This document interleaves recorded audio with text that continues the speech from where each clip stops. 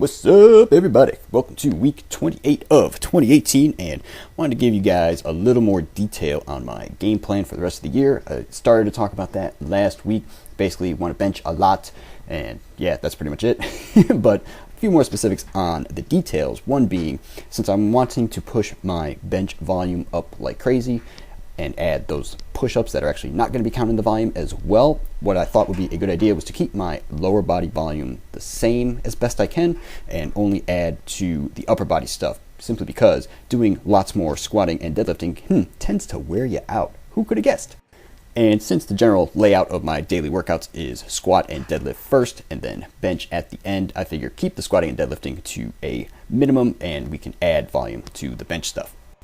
And as for those push-ups that I started to talk about last week, I'm going to be doing them, like I mentioned, on Sunday, Wednesday, and Thursday workouts. And what I do is I set up like a tripod, basically, of 2 chairs and my bench. So I put my feet on my bench and my hands on the 2 chairs, and that way I can drop my chest much further than you normally could on a regular push-up on the floor. And that is to get a good stretch in the pecs and hopefully get some good work done. And the way I'm structuring the sets and reps, it's simply I'm doing 3 sets with 1 minute in between sets, and the idea is to go each set until you're about 2 reps away from failure. So what I'm doing is, say on the first set I'll probably get like 15 to 17, and then on the second set I'll do like 14, even though I can maybe get 16, say, and then in the final set I go a little bit closer to failure and just trying to get that good burn in the chest/shoulder area.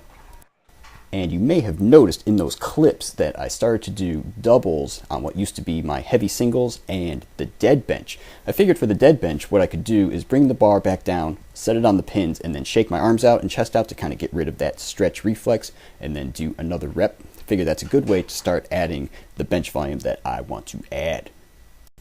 And in this week's running news, a little bit less mileage this week than I normally planned, simply because I've had to get myself to work a little bit earlier than usual so I can build up some time, so I can take another trip this weekend. Oh yeah, that'll be fun.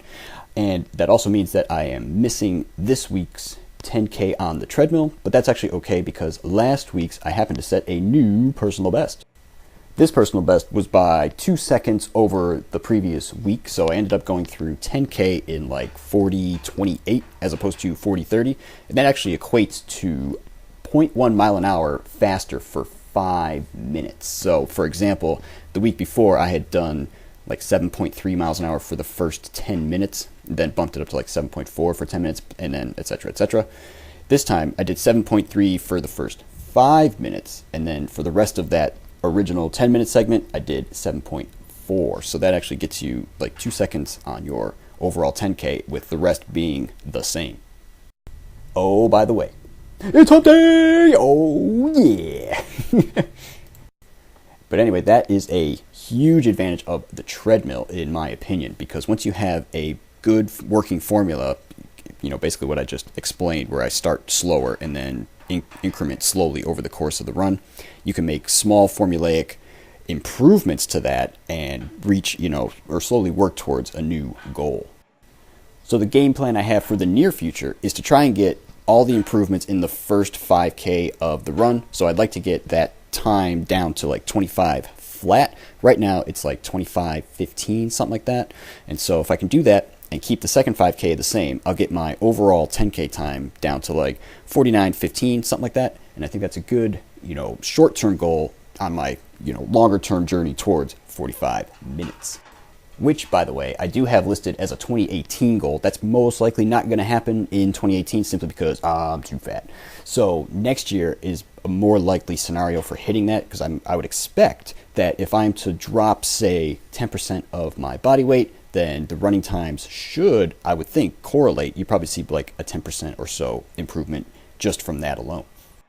But I don't know if that is precisely the case, so that will be a fun thing to monitor/observe next year as I'm doing the diet. And that is pretty much going to wrap things up for this week, people. So like I said, I'm on a trip, so no video next week, so be aware of that. And I will see you guys when I see you. Yeah.